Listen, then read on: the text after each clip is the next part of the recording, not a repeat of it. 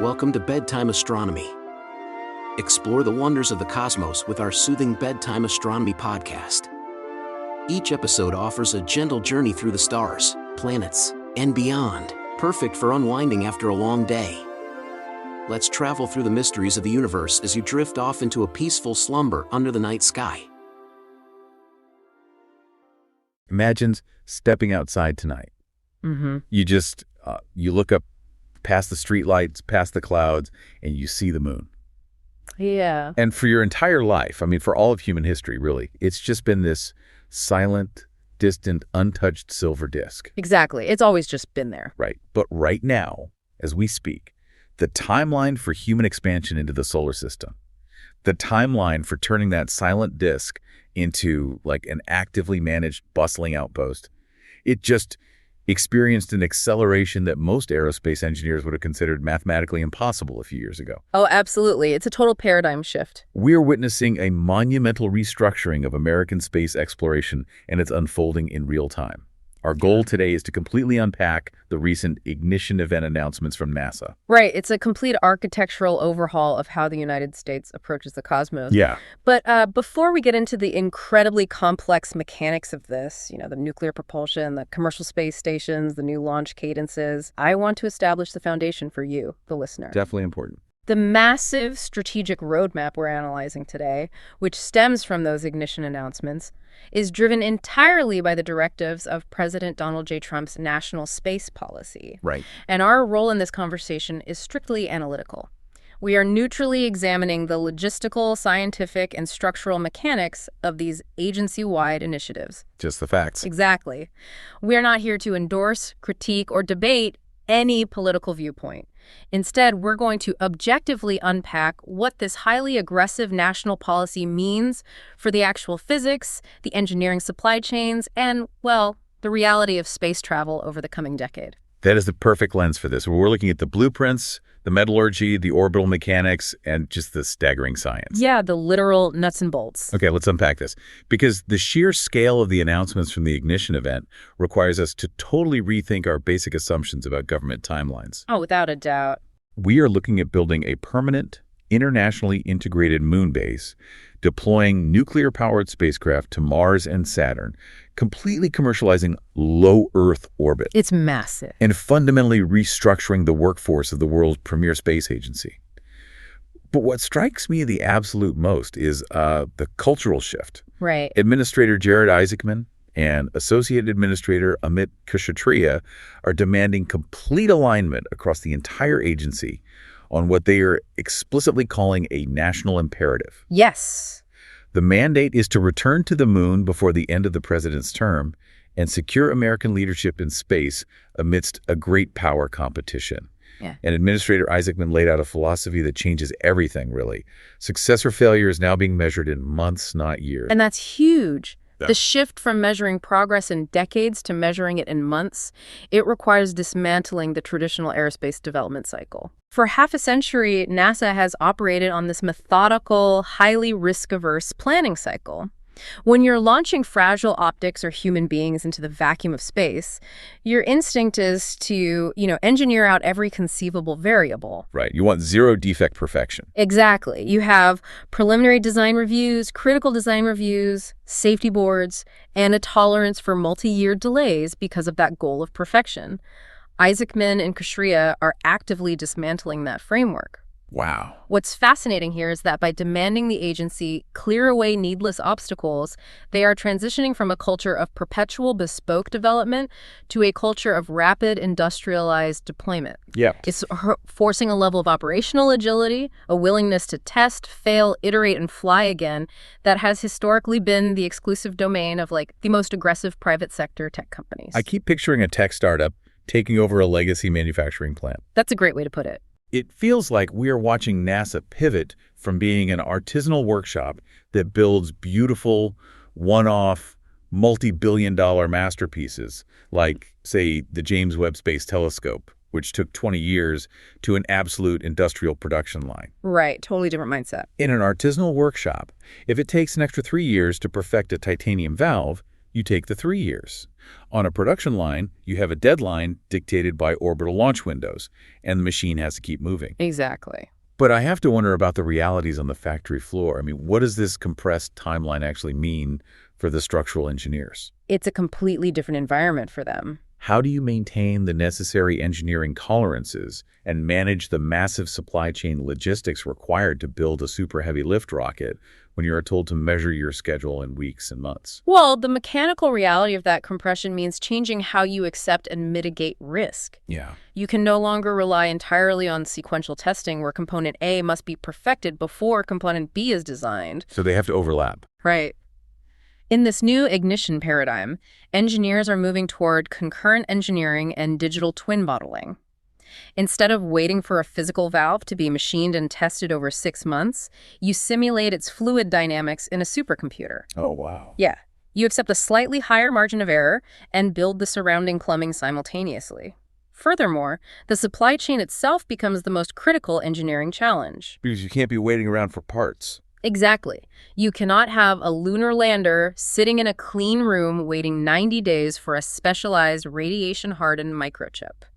NASA is recognizing that in a great power competition, supply chain dominance is just as vital as rocket science. That makes total sense. They're standardizing components and demanding vertical integration to ensure that when a deadline is set for a launch window, the hardware is physically ready to roll to the pad. And if the clock is running that fast, the immediate destination dictated by orbital mechanics and policy is obviously the moon. Oh, absolutely. Which brings us directly to the massive, sweeping architectural changes they just announced for the Artemis program. They aren't just tweaking the schedule, they're basically rewriting the flight plan. The updates to the Artemis architecture are the most consequential near-term actions we are going to see. First off, they are standardizing the Space Launch System, the SLS rocket, into a single configuration to streamline manufacturing. So no more constant redesigns. Right. By not changing the rocket's block design every few missions, the supply chain can finally enter a rhythm of mass production. They have also aggressively added an additional mission to the manifest in 2027. Okay. But the detail that completely alters the trajectory of the program is the restructuring of Artemis III. Right, that was supposed to be the big return to the surface. Exactly. Originally, Artemis III was the mission that would return boots to the lunar surface.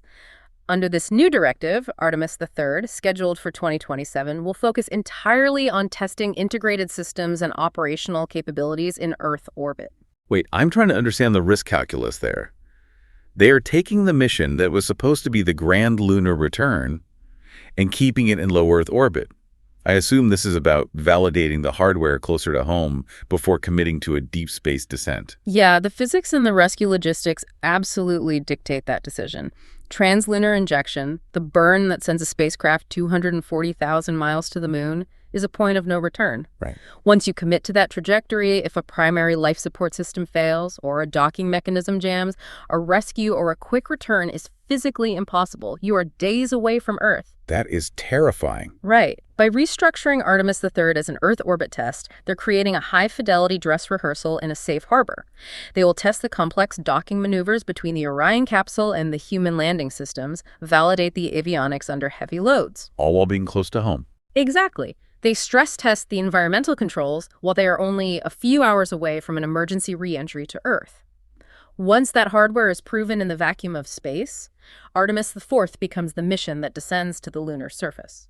Okay, that makes a lot of sense. But the truly radical shift happens after Artemis IV. They are targeting crewed landings on the lunar surface every 6 months, utilizing commercially procured, fully reusable hardware. A crewed lunar landing every 6 months. That cadence is astonishing when you consider it took us 50 years just to get a rocket back to the pad. It really is. And to facilitate that kind of blistering schedule, they announced a major pivot regarding the architecture in space. NASA is pausing the Gateway program in its current form. Yes. Now, for you listening, the Gateway was designed to be a sophisticated space station placed in a unique halo orbit around the moon. It was going to be the staging point, the orbital hub, where astronauts would arrive from Earth, dock, transfer into a lunar lander, and then head down to the surface. That was the plan. But now, they're shifting focus entirely away from that orbital station and pouring all of those financial and engineering resources directly into surface infrastructure. Bypassing the gateway represents a fundamental rewrite of their orbital mechanics strategy. To understand why, you have to look at the energy requirements, the delta V needed to maneuver in space. Right, the physics of it. Gateway was planned for a near rectilinear halo orbit. It offers excellent communication lines with Earth and access to the lunar poles, but it requires a massive amount of infrastructure, fuel, and time to build and maintain. Right. Think of it as building a massive toll booth and transfer station in the middle of the ocean before you build a port on the shore. Oh, that's a good analogy. By pausing Gateway, NASA is eliminating the transfer hub. The architecture now relies on direct-to-surface or low lunar orbit rendezvous. The hardware and the crew travel from Earth, enter lunar orbit, and go straight down to the regolith. Right to the dirt. Yeah, it's a ruthless prioritization of placing mass on the surface over maintaining infrastructure in orbit. Here's where it gets really interesting, but also a bit concerning, I think. I see the efficiency in cutting out the middleman, but I have to question the safety margins of this approach. Okay. If we pause Gateway, aren't we throwing away years of planning and landing every 6 months? That is a logistical mountain. It is. Without a station in orbit to serve as a supply depot or a lifeboat if a surface mission goes wrong, how do we ensure safety at that unprecedented cadence? You are sending human beings directly to the surface twice a year, relying entirely on the landers and whatever infrastructure is already functioning down there. Well, the margin for error shrinks significantly without an orbital lifeboat, which is exactly why this plan necessitates a complete hyper-accelerated transformation of the lunar surface itself. Oh, I see. To safely support a landing every 6 months, the moon cannot remain a solitary, barren landscape where astronauts are forced to bring all their oxygen, power, and shelter in a single lander. Right, they can't carry everything every time. Exactly. It must be transformed into a highly structured, redundant hub. You need massive power generation waiting for the crew, you need communication relays pre-positioned on crater rims, and you need pressurized roving vehicles fully charged and ready the moment the lander touches down. You are moving the safety net from orbit down to the dirt. So it's no longer about planting a flag and taking geological samples. You are describing an actively managed spaceport. Precisely. You have autonomous cargo landers touching down in advance, robotic rovers driving out to deploy solar arrays, and supplies being cached in designated zones. To survive on that surface without the gateway, you need a highly structured ground strategy. Which brings us to the meticulous 3-phase moon base plan that was unveiled during the ignition event. Let's get into that. The 3 phases provide the engineering roadmap for how you transition from empty regolith to a permanently occupied outpost. Phase 1 is designated as Build, Test, Learn. This is where NASA officially abandons the model of bespoke, infrequent, internally built missions. They are heavily leveraging the Commercial Lunar Payload Services Program, known as CLPS. This operates on a delivery service model. NASA doesn't build the lander. They buy the payload capacity from private companies. Like using FedEx or UPS, but for space. Right. Alongside the Lunar Terrain Vehicle Program, this dramatically increases the tempo of launches. During Phase 1, we'll see a steady stream of robotic rovers, scientific instruments, and crucially, the deployment of advanced technology demonstrations for thermal management and power generation. The power generation aspect is fascinating because the lunar environment is incredibly hostile to standard technology. Oh, incredibly hostile. We aren't just setting up a few solar panels and calling it a day. You can't just plug into a wall on the lunar South Pole. No, you definitely cannot. Depending on the exact crater you are in, the sun eventually sets, and you are plunged into absolute darkness for up to 2 solid weeks. 2 weeks of pitch black. And the temperature plummets to hundreds of degrees below zero. You cannot plug your multi-million-dollar robotic explorers into a wall to keep their circuits from freezing solid. How crucial are these nuclear radioisotope generators to surviving the 2-week-long lunar night? They are the absolute baseline for survival. Solar power is highly efficient during the lunar day, but chemical batteries are far too heavy and degrade too quickly to store 2 weeks' worth of power for an entire base. So what's the solution? The solution relies on nuclear decay. Radioisotope thermoelectric generators, or RTGs, utilize a specific isotope, plutonium-238. Pu-238 is an alpha emitter with a half-life of about 88 years. As it naturally decays, it generates an immense amount of continuous heat. The genius of the RTG is how it converts that heat into electricity using the Seebeck effect. The Seebeck effect? Yeah. You take 2 dissimilar conductive materials and expose one end to the extreme heat of the plutonium and the other end to the freezing cold of space. That temperature gradient creates a continuous electrical voltage with absolutely zero moving parts. It cannot jam, it cannot fail mechanically. The heater units operate on the same principle, but just provide raw thermal energy to keep sensitive battery banks and fluid lines from freezing and cracking. By aggressively deploying these nuclear systems in Phase 1, NASA ensures the early infrastructure survives the deep freeze. So Phase 1 drops the survival gear, the continuous nuclear power, the basic mobility platforms, the navigation beacons. Once that is validated, we move to Phase 2, right? Yes. Phase 2 is establish early infrastructure. This phase starts to look like the foundational chapters of a science fiction novel. They're landing semi-habitable infrastructure and setting up the complex logistics required for recurring astronaut operations. It really does. But the element that stands out most in Phase 2 is the deep integration of international partners. NASA specifically highlighted the deployment of a pressurized rover provided by JXEA, the Japan Aerospace Exploration Agency. And if we connect this to the bigger picture, the geopolitical strategy embedded in Phase 2 is just as significant as the engineering. How so? Space exploration at this scale requires staggering financial resources, and the political climate in any single democratic nation can shift, threatening multi-decade funding. By heavily integrating international partners directly into the critical path of the surface infrastructure, NASA is solidifying these alliances through mutual dependency. That makes a lot of sense. When JAXA spends billions of dollars and years of engineering to build a pressurized mobile habitat that relies on American SLS rockets to reach the moon, you lock in a cooperative framework. Right, they're invested. It becomes immensely difficult for any future domestic administration to unilaterally cancel a program when your closest international allies have their flagship engineering achievements sitting on the lunar surface waiting for American crews to operate them. You share the financial burden, you distribute the engineering risk, and you establish an unbreakable international coalition on the ground. It is diplomacy forged in titanium. Right. And that international coalition serves as the bedrock for the final step. Phase 3. Enable long-duration human presence. This is the threshold of establishing a permanent human foothold. The architecture calls for cargo-capable human landing systems, the delivery of multipurpose habitats, engineered by ASI, the Italian Space Agency, and the deployment of the lunar utility vehicle from the Canadian Space Agency. This is the transition from a highly dangerous camping trip to continuous, sustained occupation. Phase 3 is the culmination of the months, not years philosophy. This is where the cadence of a crewed landing every 6 months becomes operationally necessary. You aren't sending astronauts to take panoramic photos and leave footprints. No, they have jobs to do. Right. You are sending specialized, rotating crews to manage a complex, internationally funded research and construction facility.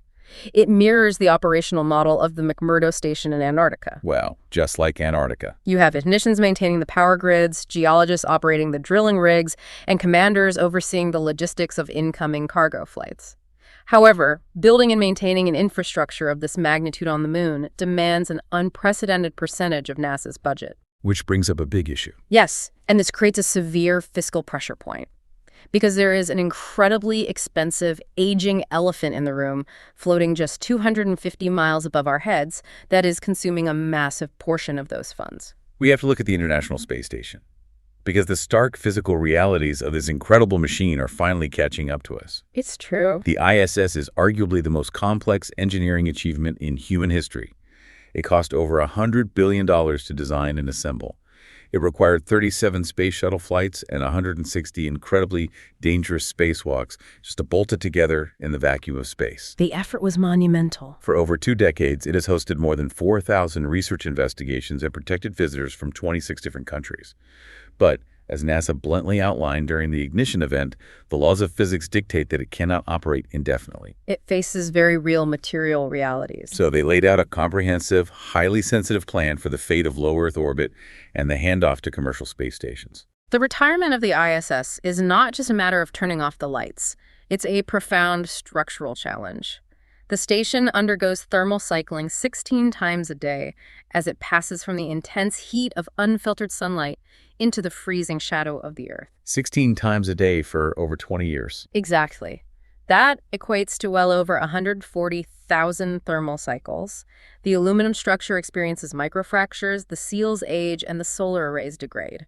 It's just getting tired. But you cannot simply deorbit the ISS into the Pacific Ocean and hope that a private aerospace company happens to have a fully functioning, safe commercial station ready the following week. Right, you can't just cross your fingers. If a gap in capability occurs, the United States loses its continuous human presence in low Earth orbit, abandoning the microgravity environment entirely to competing nations. And we can't let that happen. To prevent this, NASA introduced an alternative transitional strategy for low Earth orbit. Instead of waiting for fully independent commercial stations to launch on their own, NASA plans to procure a government-owned core module.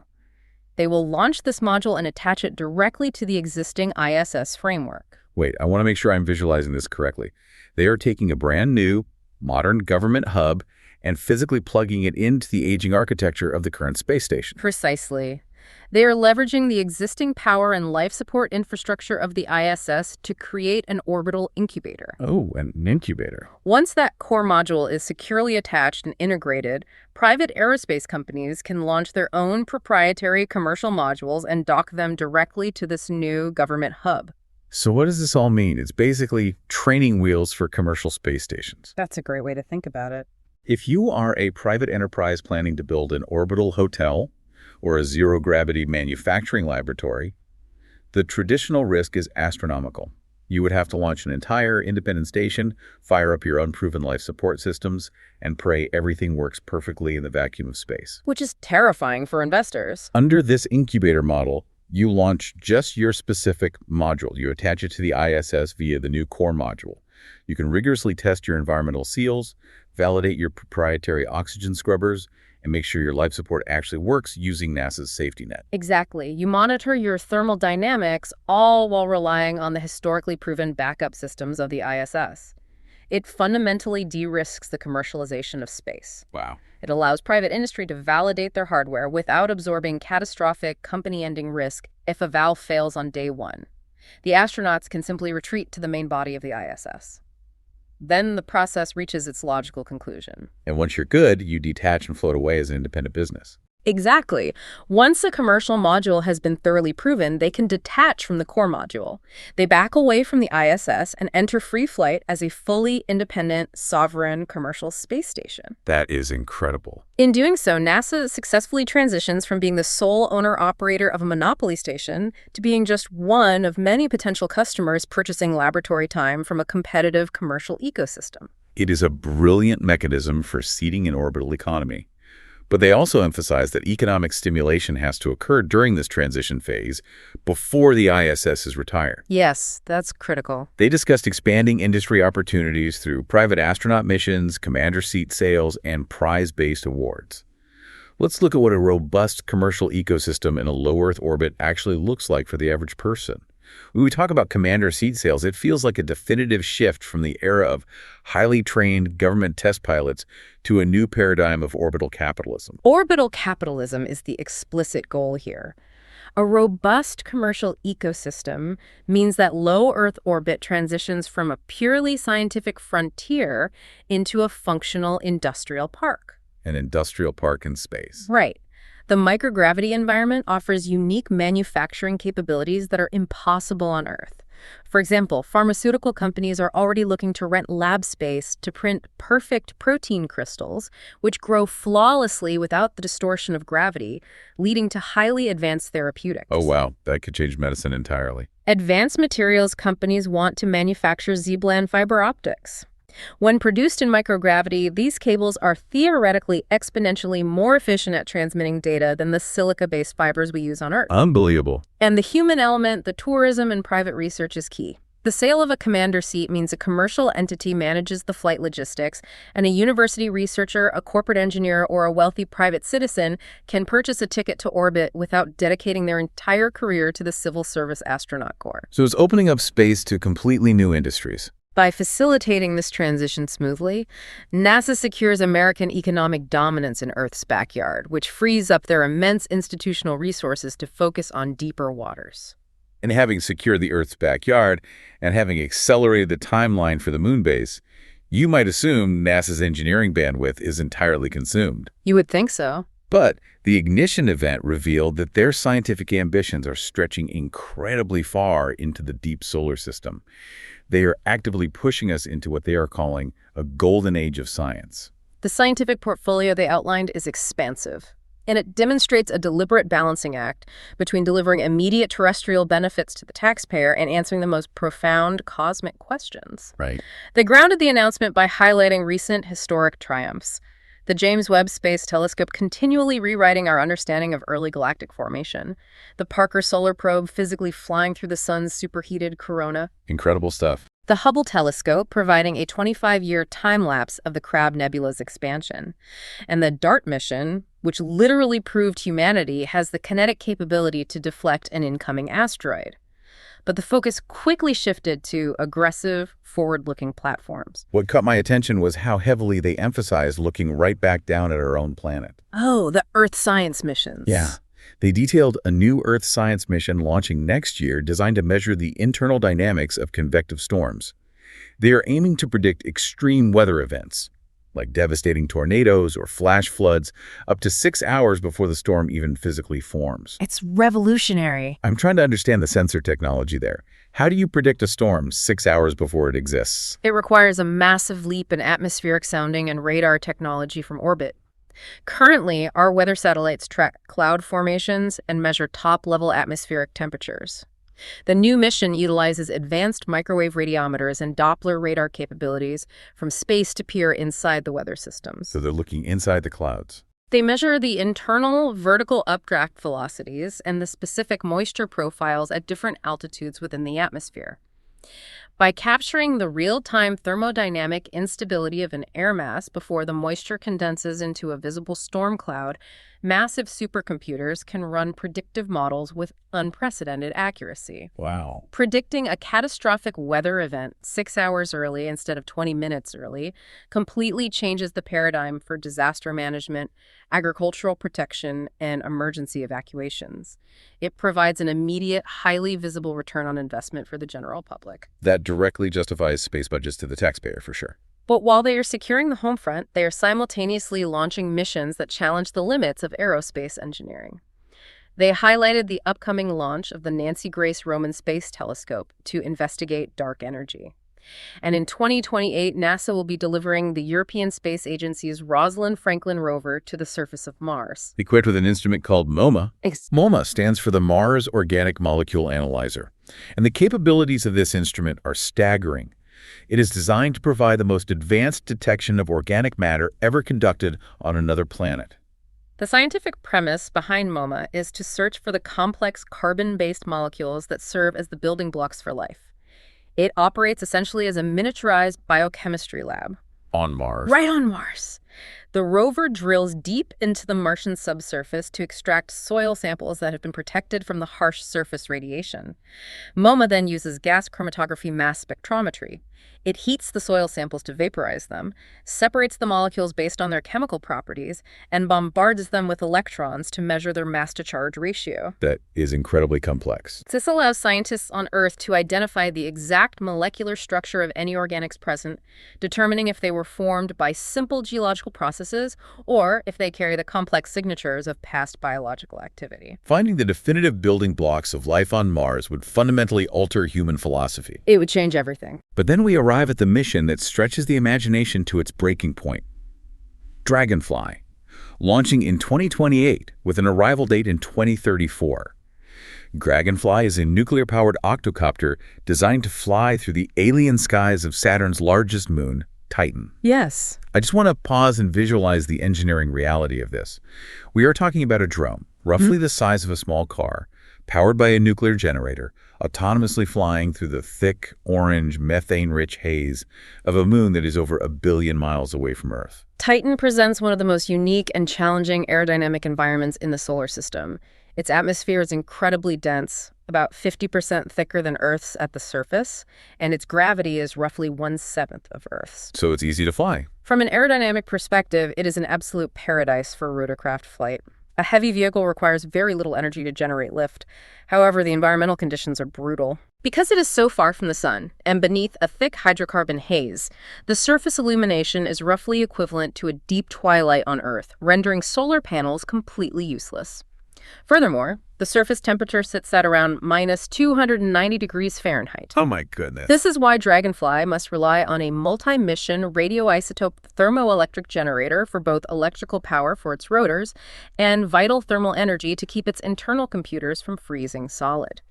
The mission profile involves Dragonfly flying from location to location, sampling the organic sands and frozen water ice. Studying an entire moon. Effectively studying a complex prebiotic chemistry laboratory that closely resembles the conditions of the early Earth before life began. It is a stunning piece of engineering.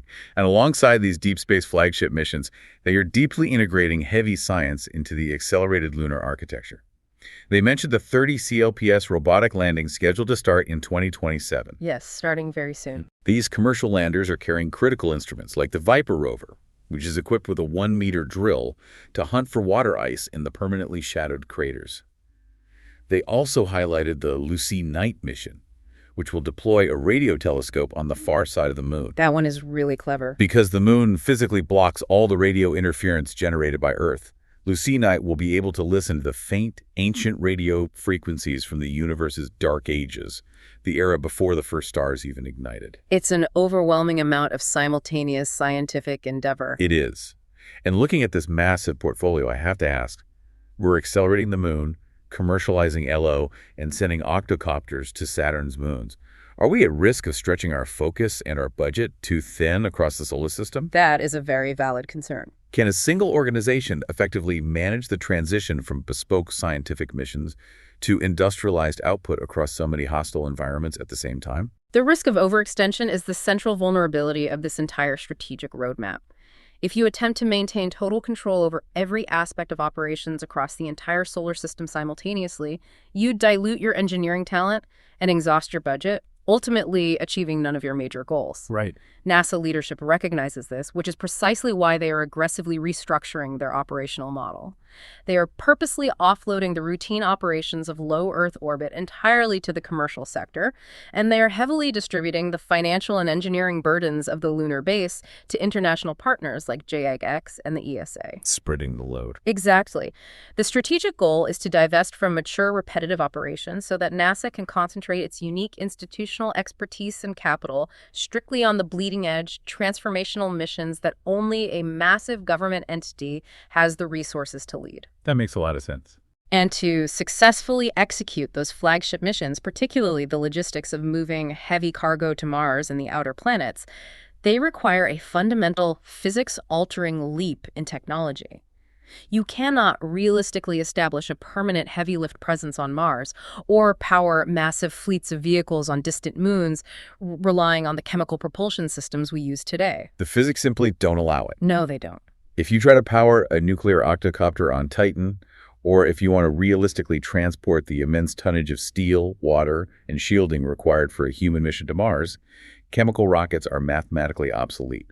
The fuel weight alone makes it impossible. You need a fundamental leap. You need a total paradigm shift in how we move through space. And that necessity leads us directly to one of the most highly anticipated, consequential announcements of the entire ignition event, the deployment of Space Reactor 1 Freedom. The announcement of SR-1 Freedom represents a threshold moment in aerospace history. It's huge. For over 60 years, the concept of utilizing nuclear fission reactors in space has been studied, fiercely debated, and largely confined to ground-based testing laboratories or theoretical white papers. But in direct response to the aggressive timelines of the National Space Policy, NASA and the Department of Energy are officially bringing nuclear power and propulsion out of the laboratory and launching it into the void. Wow. They announced a firm commitment to launch Space Reactor N Freedom before the end of 2028.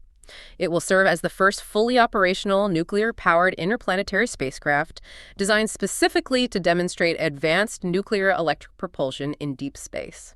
We need to break down the mechanics of nuclear electric propulsion, or NEP, because the public perception of nuclear rockets usually involves a bomb detonating behind a spaceship, which is entirely inaccurate. Right, that's not what this is at all. Let's look at the baseline. In a traditional chemical rocket, you take a massive amount of liquid fuel, mix it with an oxidizer, ignite it in a combustion chamber, and the expanding gases blast out of the nozzle. It provides an incredible amount of thrust all at once, which is necessary to escape Earth's gravity, but it is phenomenally inefficient. You burn through hundreds of thousands of gallons of fuel in minutes. Correct. NEP operates on a completely different set of physical principles. You place a compact nuclear fission reactor on the spacecraft. That reactor doesn't provide thrust directly. It generates an immense continuous supply of electricity. Exactly. That electricity is then channeled into a thruster, often a Hall effect thruster, where it is used to ionize an inert propellant gas, usually xenon. Magnetic fields then accelerate those xenon ions out the back of the engine at tremendous hypervelocity speeds. And the defining advantage of nuclear electric propulsion is its extreme specific impulse, or efficiency. An NEP system does not generate the massive, immediate kick of a chemical rocket.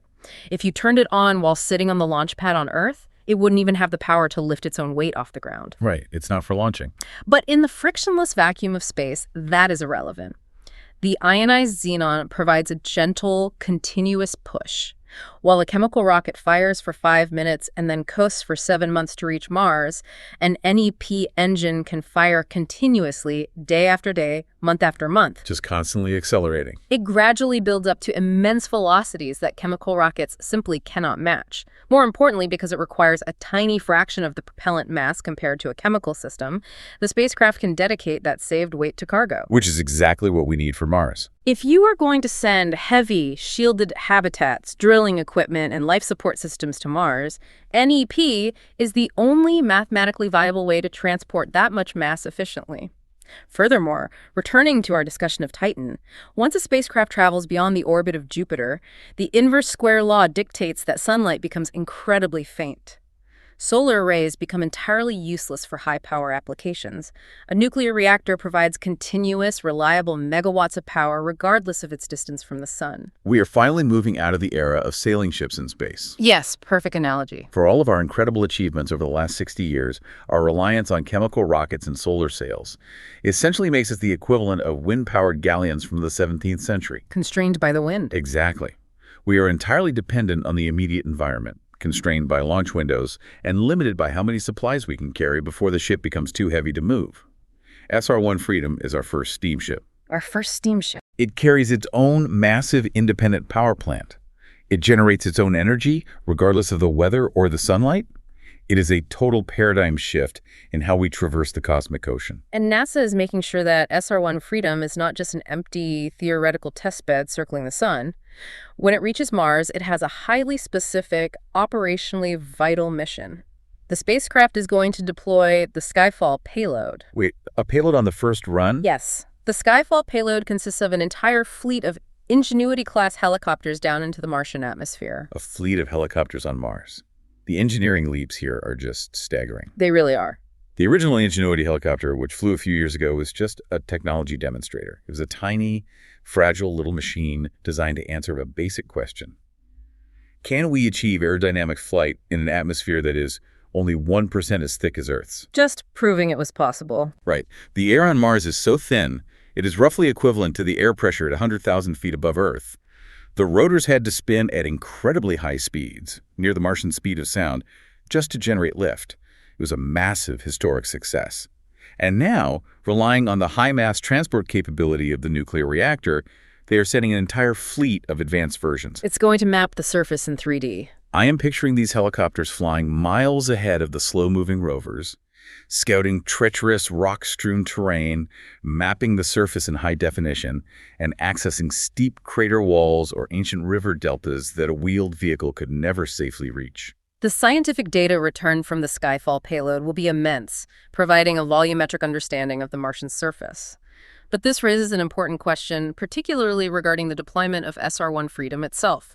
It's a critical logistical hurdle that extends far beyond the aerospace engineering. Okay, what is it? Launching a functioning nuclear reactor, launching actual highly enriched fissile material into space from the surface of the Earth, requires navigating an unprecedented regulatory labyrinth. Oh, I hadn't even thought of that.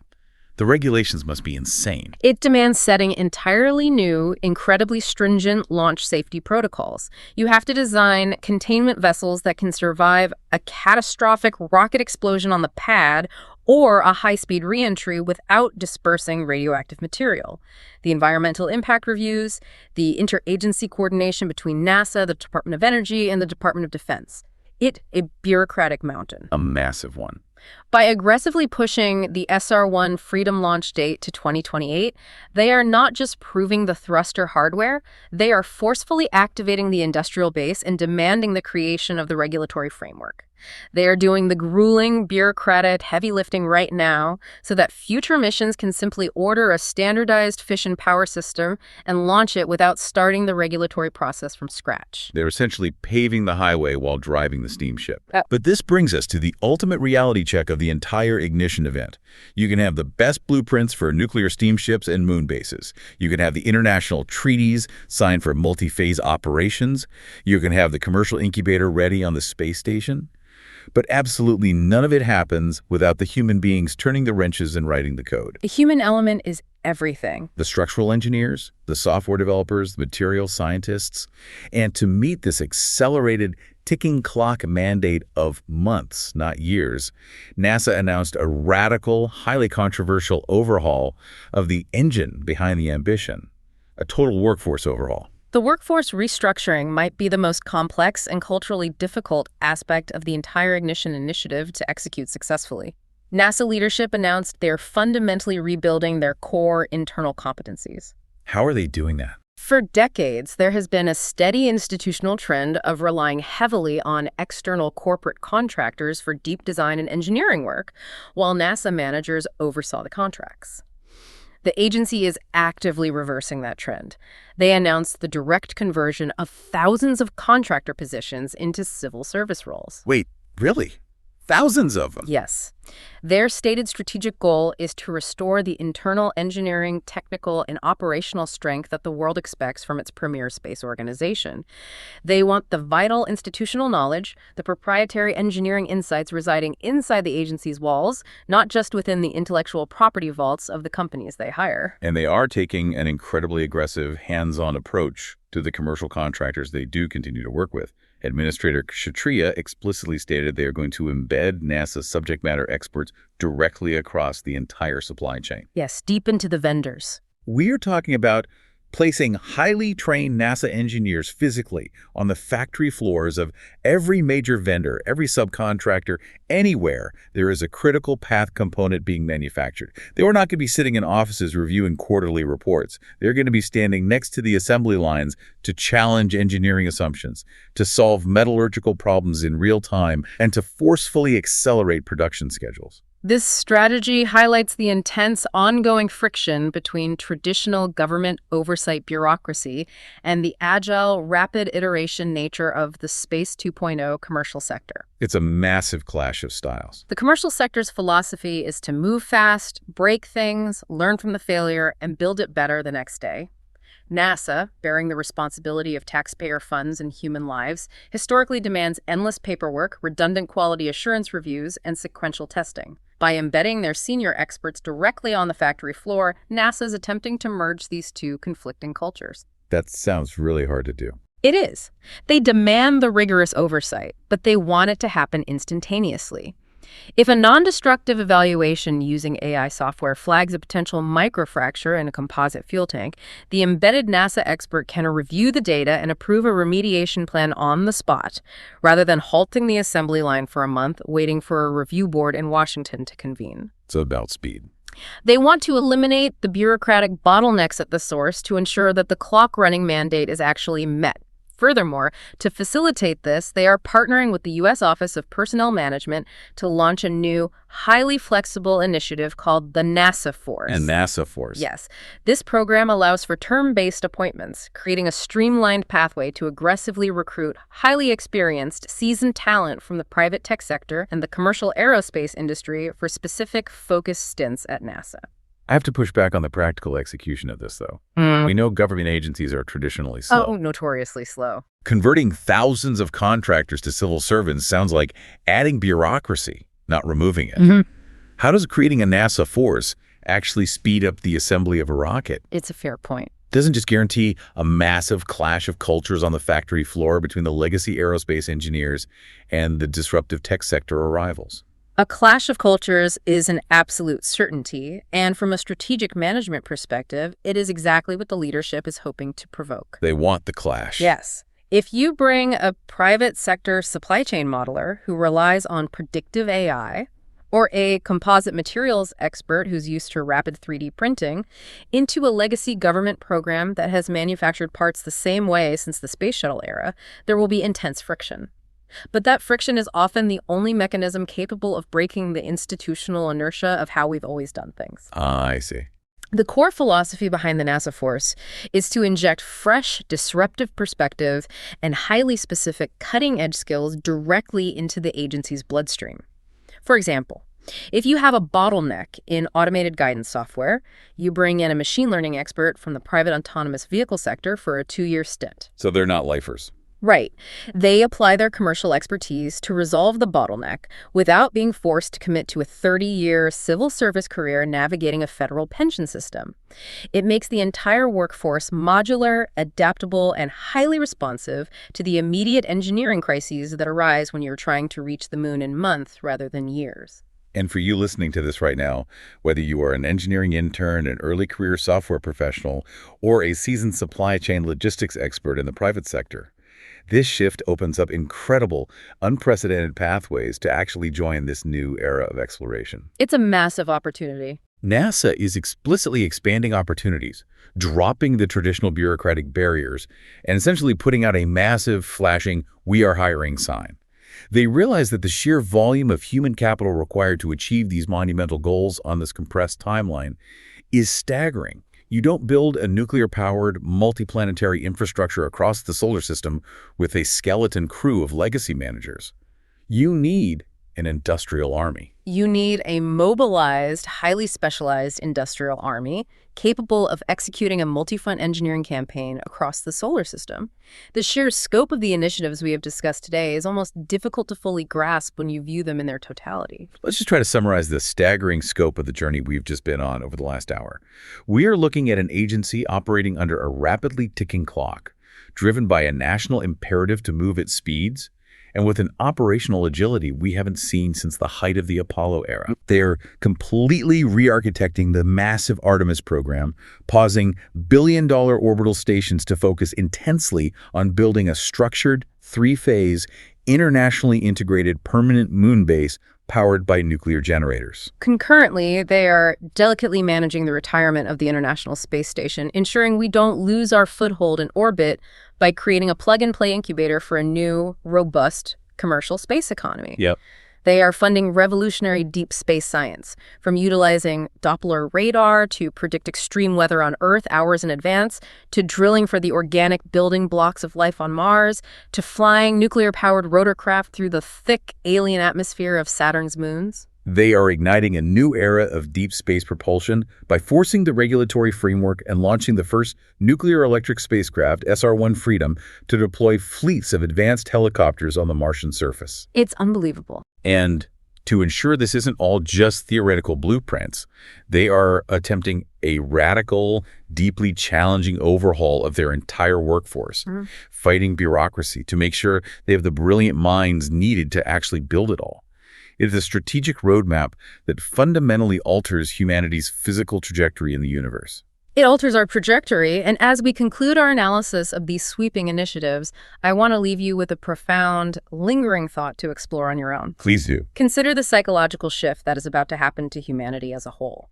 For thousands of years, the moon has just been a light in the sky. It has been a subject of poetry, a distant wonder, a symbol of the silent, unattainable heavens. Just a silver disk. But very soon, within the aggressive timelines we've discussed today, when you step outside and look up at the moon on a clear night, you will not just be looking at a dead rock. You will be looking at an active, permanently occupied, nuclear-powered construction site. You will be looking at a place where human beings are waking up, having coffee, checking their life support systems, and going to work in the regolith. How will knowing that someone is up there actively living on that silver disk looking back down at you? How will that change the way we view our place in the universe? What an incredible thought. The night sky is never going to look the same. Thank you so much for joining us on this exploration of our immediate future in space. Keep your eyes on the news, keep tracking these launches, and more importantly, keep looking up.